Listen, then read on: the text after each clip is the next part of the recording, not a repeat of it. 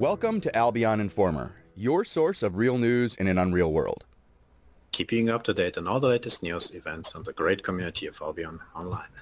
At Albion Informer, we take all the info that is spread across the entirety of the Albion community, be it Twitter, Discord, the official forums, Reddit, or some random dude in game, and we break it all down into a format that you can digest in less than an hour.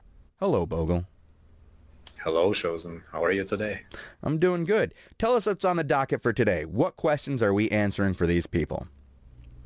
Oof, a lot of questions, but we will start with the Outlands. We saw the Hector Patch, right? We will talk about that for a bit. We will also talk about the centralized city of Carleon today, and we might hint on a few other things such as what to expect maybe before release. Okay. Well, sure. Let's start with that first one.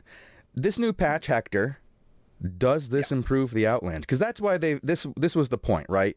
They said the biggest problem we're facing with all the work that we did in final beta, we still haven't improved the Outlands. Now we have plans, extractors, and open world GVGs, and open world events, and possibly portals into fantasy realms. But first, we've got to get you to the Outlands. And how did they do it, Bob? What are they doing to get us to the Outlands?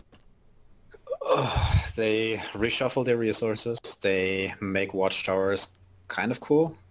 They add like open world stuff a bit. And what else? They make they erase all the cities from the map.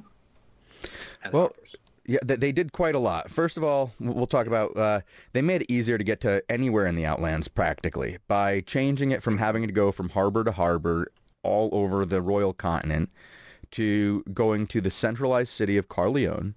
In Carleon, there's a portal. You go through that portal and you go to one of three levels of Outland. Either you have your low, which has 8 portals, your mid, which has 4 portals, or your high, which has 4 portals as well. And there's a lockout system, which you guys can go and read about, but we expect most of you have already read or heard a lot about this, going there and coming back. You want to know, do we think this improves it? And I do. It's when you take the changes they did to the resources, specifically the idea of when you go to the Outlands period, you're going to get more shinies, more resources, and that's what we all are interested in, not just the flat 5 or the flat 6. We need that 6.2, we need that 7.3, we need some good shiny resources. And when you go to the low Outlands, you're going to get a better percentage.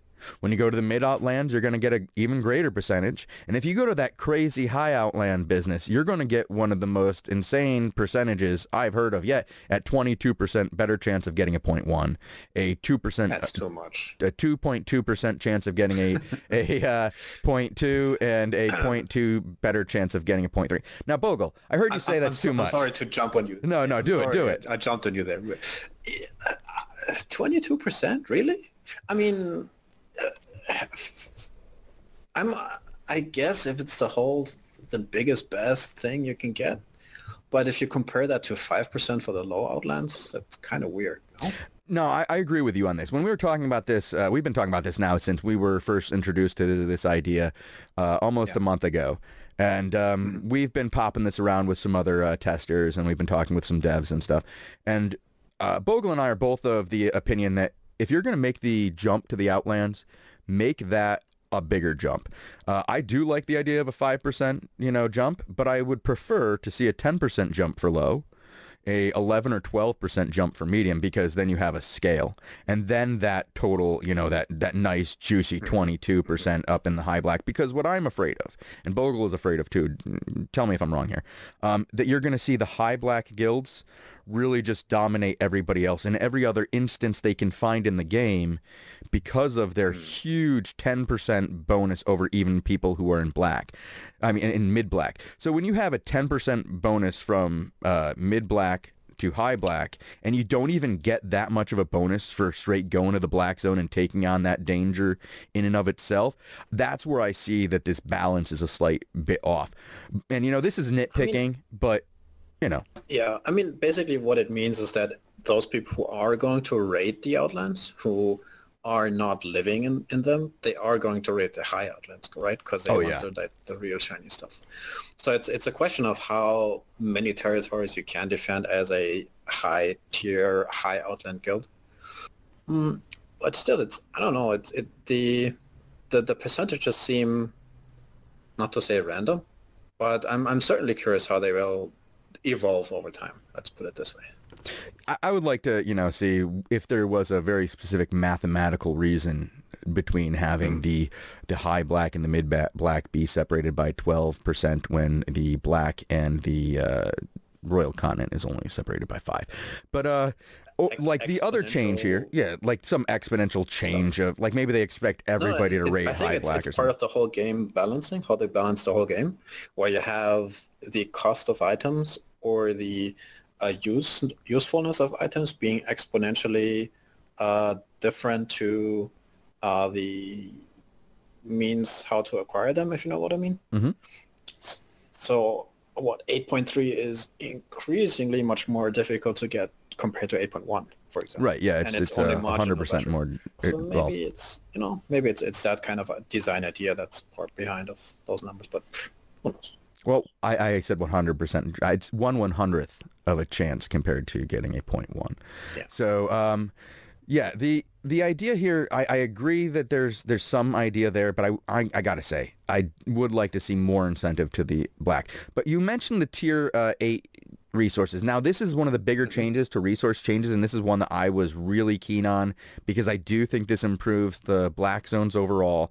The idea that they have changed the tower system to be a more, this is where this cluster of great resources are. Come get them. Now, the guild that owns it has an advantage over somebody who doesn't because they have those towers, they have the guards at the tower and they have the warning when somebody comes and gets them. But everybody has that same knowledge or potential knowledge of when these nodes are going to spawn and allow people to get tier 8 or 0.6, I mean not 6.123, 7.123 in greater numbers than they would find elsewhere in the open world. And I think that's great to cause people to fight. And I like anything that makes us fight. Yep. I like the change as well. I mean, it's different from what was planned initially, which is the extractor system that you hinted on. But maybe it's just the first step of that. And it's definitely a good way to try a resource incentive for PvP in that regard, I think. So I'm very curious to see how it actually turns out to be in the next few weeks. Yeah, I'm interested too. I really hope we get those. When we hear the word extractor now, I feel like it's a loaded term because extractor sounds like it's taking something out of the ground and pumping it out like, grinding out ore or something out of the ground, extracting oil or whatever. I don't think the current idea really is represented by the word extractor anymore. To me, it sounds more like they're talking about distinctive towers. Node, right? Well, yeah, well the resource nodes aren't really even what they're talking about. The resource nodes now are the resource nodes. They're no longer talking about this one item that you take down. They took that out of the game. There's no more mega nodes. I don't think we're going to see extractors like they talked about them in the past.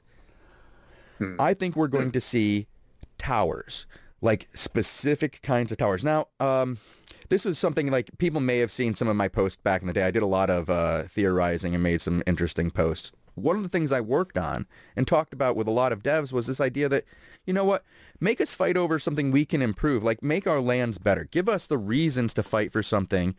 Give us the reasons to want to defend it more than just the one-time node. Make it so that we have to invest in something, just like everything else in the game.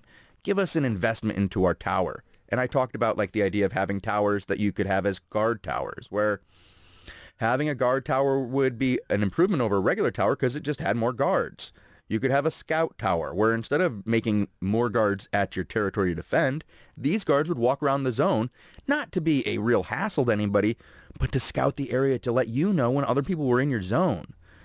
Like a gardening tower that just made more resources. Telling me about this idea. Yeah, I like the idea as well. It's kind of cool, and I'm really hoping that the watchtower improvements as they include them now are just the first step into a more diversified development path.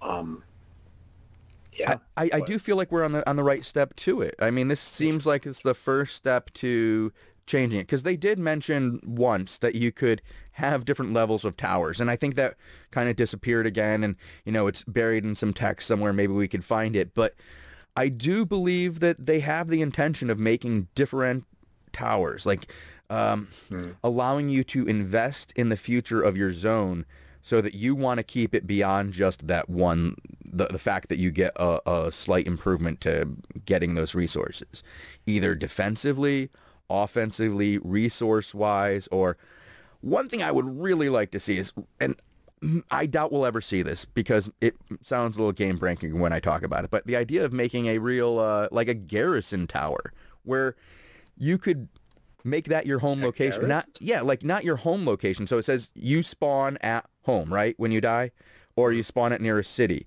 Giving you a third Yeah. option to spawn at guild garrison. So you can Uh-huh. spawn at Like a this rally point? like a rally point. Yeah, and your guild gets to choose, you get to choose which one of your guilds when you want to spawn at. If your guild has like Wait, 5 of so them, everybody can suicide anywhere in the world and then just go to teleport to that that guild, thing? yeah, that guild spot. Dead Uh, without any uh, gear, of course, uh. because that's how you spawn there, or you're dead, from being killed and you spawn there. But it gives you like like Interesting. a way to move people around in a what I don't think is game breaking way. It allows you to have like a front line. Like if your guild, knows that you are keep getting attacked in these three territories that you have, and people are constantly raiding that stuff. And you want to give up the idea of extra resources because you're not going to make a garden tower, and you're going to give up the idea of having extra defense there because you're not going to have a soldier tower or whatever it is, or upgraded guard tower. You want to be able to move your players there, and you've given up all other advantages for that. I think that could be a cool like choice for people because you're not going to make all of your things spawn because you can only bind to one of them. What would be the point of making every tower you had like a spawn location? You're not going to spawn at it, you know? No, that's too much. That's too Yeah, much. but having one Yo, would be kind yo, of cool. let's not talk about stuff that's not in the game. We have so much We more have, other stuff yeah, that we need to. we do Yeah, have yeah. a section for that, but like this is something I think they're working on, like specifically the I can idea tell of you're improving passionate about towers. it. Well, I like a lot of the stuff they've talked about. This improvement to the black zones already is enough to get me excited because I've already been going out there for PvP, and I had been living out of a black zone city, which was Mm. rough. And this centralized Carleon will improve my black zone experience. I play in a small guild. We are a ganking guild. We don't Mhm. GVG. We do the occasional Hellgate, but mostly we just, world gank. And what we do is we try to find large traffic areas and go to them. I believe this will help And now us. you have much more of them, Yeah, or many more of them. I Yeah, believe this will help us find those traffic areas. nice. Like I can go to, You somebody's. take me. You need to take me on a few adventures there. Well, when you get So, something better than your current Beijing ping, you're with me, Bogul. I'll take you all anywhere in the right, world you want to all go. right. All right. But Let's talk. Let's talk in a month then. oh yeah, Yo, absolutely. I talking about PvP. I wanted to ask you about the balance changes in Hector. I like there's quite a few, and then we don't have time to talk about all of them. But I wanted to ask you what stands out for you from the few things that you have seen in the patch notes. Maybe you have tried any of those already, like the new weapons or new skills. Well, Not new I've weapons, checked sorry, I've the checked new them. skills. I have checked out a few of them on the Hmm. test server way back when they were really not even now when they're on the test server. We had some tests back in the day, and I got to check some of these things Oh, out, and okay. they were fun. But the thing that sticks out to me more than anything, besides just adding like balance changes, and this is going to be less, and this is going to be more. The changes to CC in general for the frost staff and such, so that the damage Hmm. done by the cast no longer mitigates the CC effect. That Hmm. is a great positive change for those items. That is going to have a great effect on CC in general. CC is to me the most important part of the back and forth interaction with players in this game because we have a lot of tools for CC and tools to Hmm. negate CC, both slow effects, root effects, silence effects, all these things, we have tools to work around, and it really gives us our best back and forth in a battle that we've seen.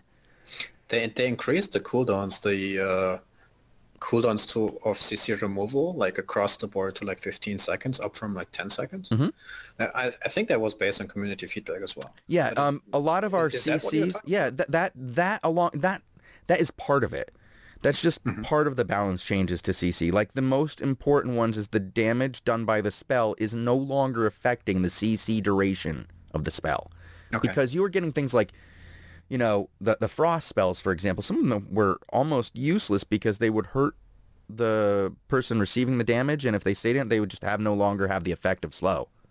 It's supposed to be a buildup of slow. Like the more you're hit by it, the slower you're Right, supposed to right, yeah. be.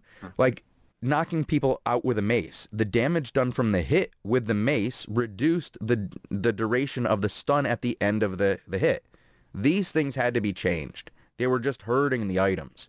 So that's very good. The other thing that I'm really glad to see, and this is just, I don't have any idea how this is going to affect the game long term, but I'm glad to see it. The addition of the energy bar, the changes to the arcane staff, the ability to see how much energy your opponent has. This is going to make certain skills more viable, This was long tank-wise. overdue, no? Oh, yeah. Like Well, this has been... seeing, like actually seeing stuff on the UI about like the energy management of your opponents and your own thing. Because I'm an arcane stuff player, and I always liked the idea of like supporting my team. And I saw some of the other items like the royal chest where you can mana drain from other people, Mhm. and I always missed the UI element that tells me how much mana my enemy has. I was like, hey, I should really go in there and like maybe distract and pull them off and like maybe just drain some mana along the way, like harass them. I But understand. We have I had melee weapons in this troubles. game that have a high level skill that slows mana regeneration. That's all it does. It doesn't take Mm. away mana. All it does is it makes it for the next 2 seconds you won't regain mana or energy. I'm sorry. How Mm. were you supposed to know if this was going to be an effective tactic if you couldn't see the person's energy to begin with? So I agree. But I do really want to see, like I said, the CC in the game currently, I believe Mhm. will, the way they've changed it will increase the length of fights. I would like to see this energy change come in, affect fights as well, and cause people to have more backing outs. I don't like the idea of this 30-second ball rush into the center where everybody works on killing the other team's healer, and that's it. That's, Hellgates. They, All right. let me dive bomb you. Arr. I want to see more of a wave. I want to see an in and out. I want to see a play, counter play, counter play. And the changes to CC and some of these new introduction of energy reducing spells could, in theory, lengthen some of these matches. And the changes to the pots and stuff, I'm really interested to see how they will have an effect. But I don't want to get into the pots until we see them in play because there's so Right. many of them. I don't have any idea how they're going to affect us.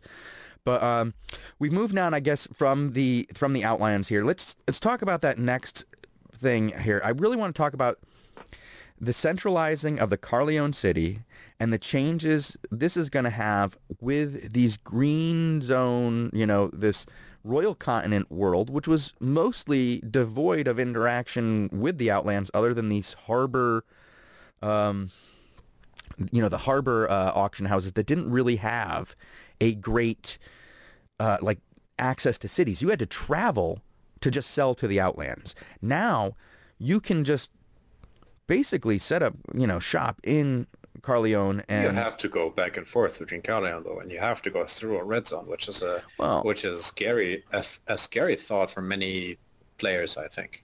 I believe you Which only is have to like, go oh through shit, two red zones to get from Carleon to but you can Yellow Zone. die.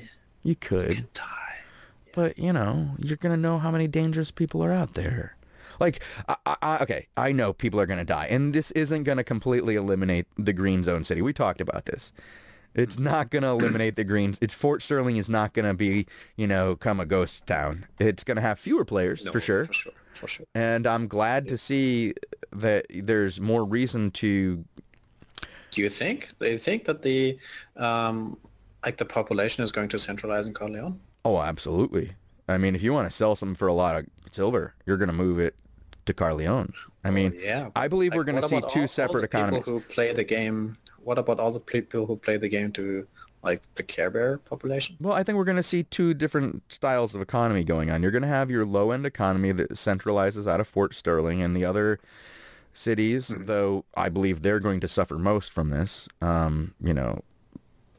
They're just going to have a harder time creating their economy. It's going to be a much more localized economy than it ever was before, because you're going to have your one Care Bear city now, and you're going to have your one slightly not Care Bear city, and it's not I tend totally to dangerous to disagree get. with you Okay. here. Like, if there is a Care Bear starter city, I think they will be. It will determine depending on the biome. Like it will over time, it will be interesting to see what's the most interesting biome for new or peaceful players to live in. Mm-hmm. Because I don't think it's just because what Fort Sterling is one zone closer to a spawn location. I don't think that will be the defining factor. I think long term it's going to be more interesting what's sort of more valuable to have as a low tier resource um, that enables other players who don't want to go into PvP areas like to finance their own um, like monthly cost of Right. playing. Well, I think what you're going to, I think you're discounting the fact that there's going to be a trade between Fort Sterling and Carleon, where you're not going to get that same trade hub between, say, Carleon and Thetford. Thetford is too far away in comparison to Fort Sterling. I mean, it's the next closest city, and it's still farther Oh, away. they're all like what 3 or 4 zones away. Well, I'm pretty sure that Fort Sterling is the closest to Carleon. Somebody can write in and tell me I'm wrong, but I believe that that will play a part into it. I agree You with think you. one zone We is going to make a difference? absolutely. If you're going to be Oh, going okay. back and forth all the time between safe and not safe, you're gonna go the shortest route. Guy, I've been ganking people my whole life in this game, and I can tell you that no matter how dangerous it is, they will take the path of least resistance. And they will go the shortest route no matter how dangerous it is.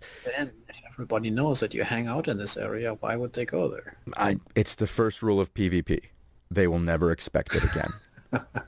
All right. But Yeah. we did talk about this. We talked about, I asked you specifically, Bogul, does Yeah. this change to the starting city affect, not the starting city, the centralized city affect your starting Mhm. strategy? And you told me absolutely not. You're going to look No. for your resource and hit Yeah. it. Like, right. I basically picked out my resource, what I want to spend my first week on, like leveling up first, and based on that, I will pick my biome, and then I can just, if I really need to go to Carleon, I can just naked travel there.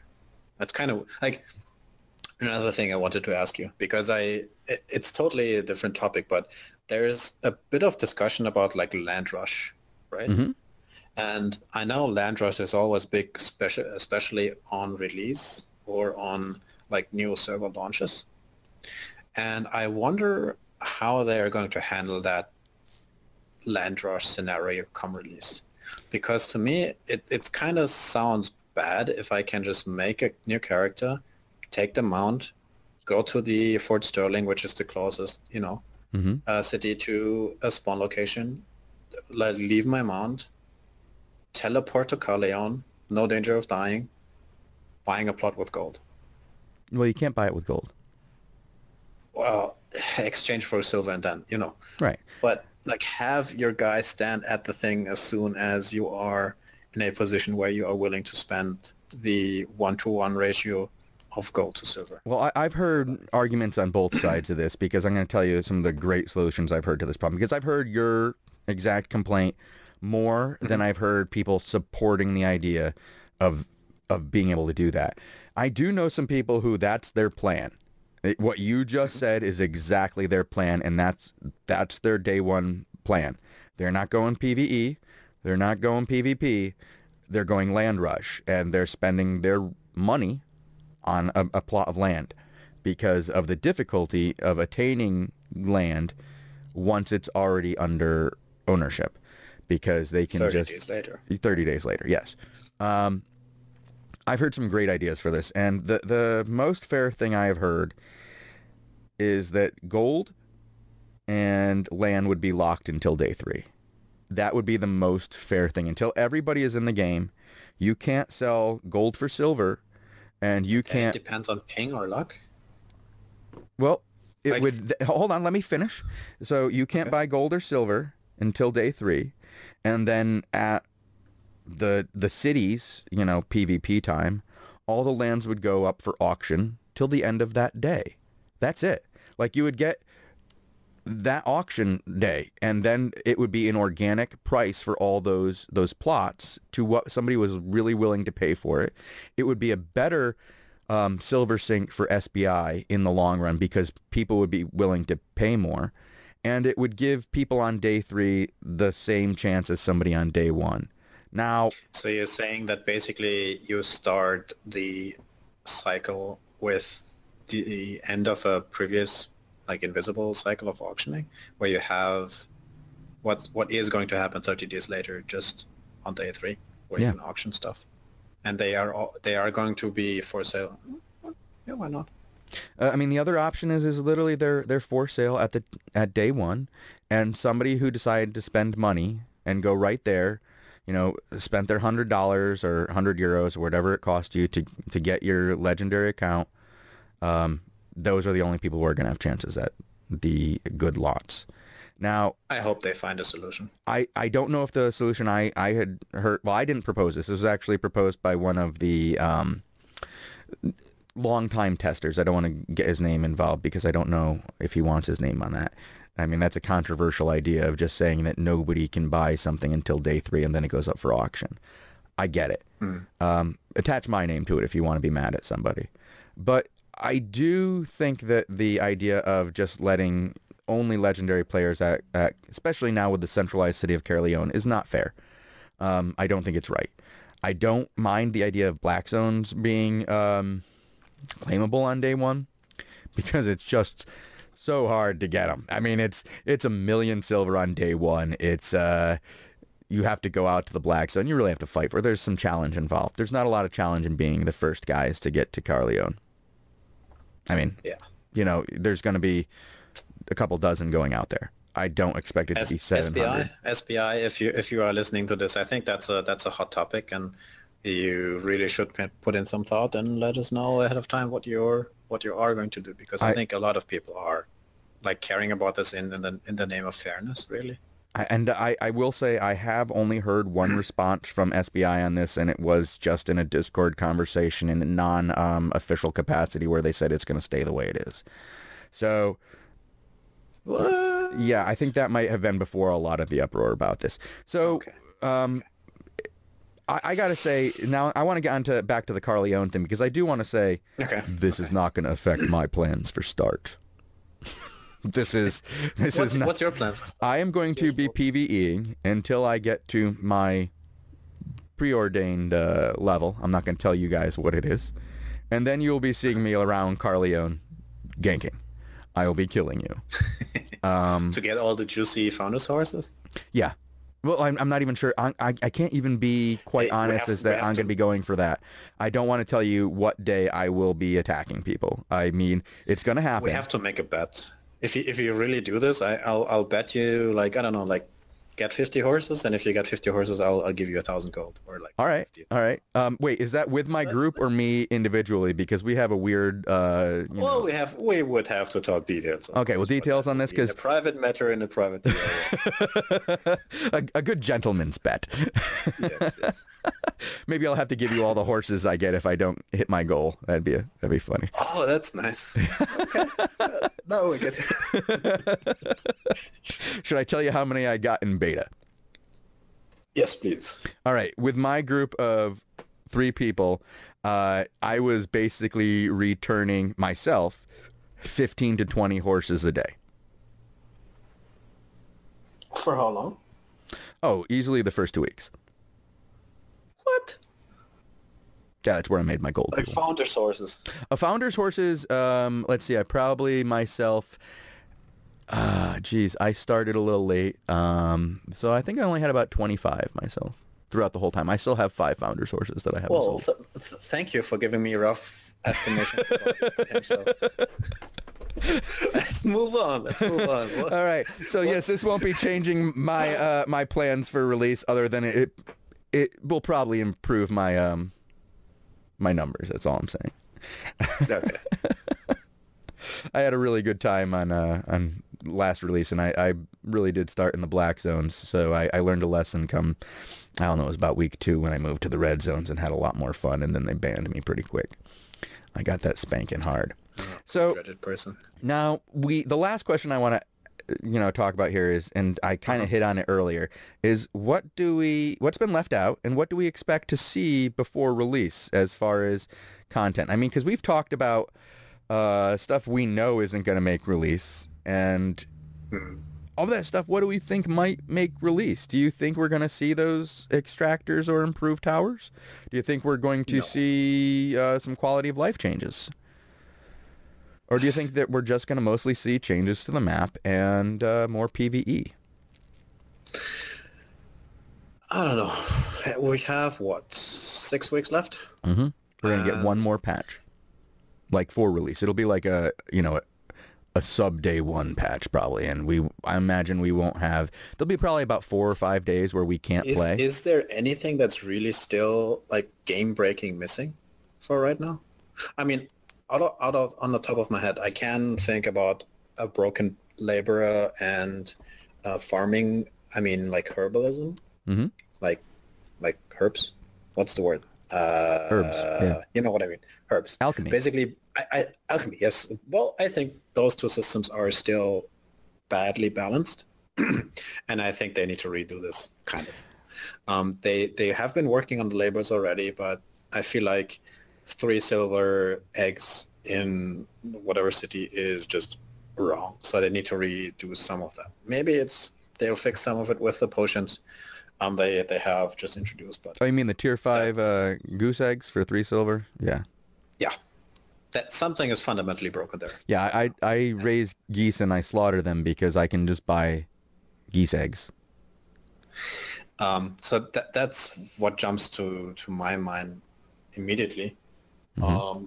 Other than that, I think they will just try to spend and polish up the game for as much as possible, and maybe include some kind of cosmetics. Mm-hmm. Like some stuff for you to buy for some gold. Maybe that'll make you look a little fancy. I mean, Do you think that'll? We haven't seen any of that yet. No, we haven't. I think, except for fireworks and like guild banners, right? Nobody wants fireworks. People, celebrate long, whatever. I think that's on their to-do list still pre-release. Mm-hmm. Even though I rather see them spend their time doing other things, but I think that's one of the guesses I can make. And other than that, just getting some of the really badly balanced things right, kind of, and then move from there. All right, well, personally, I think we will definitely see a change to the map. The map is, and I apologize for saying this, awful.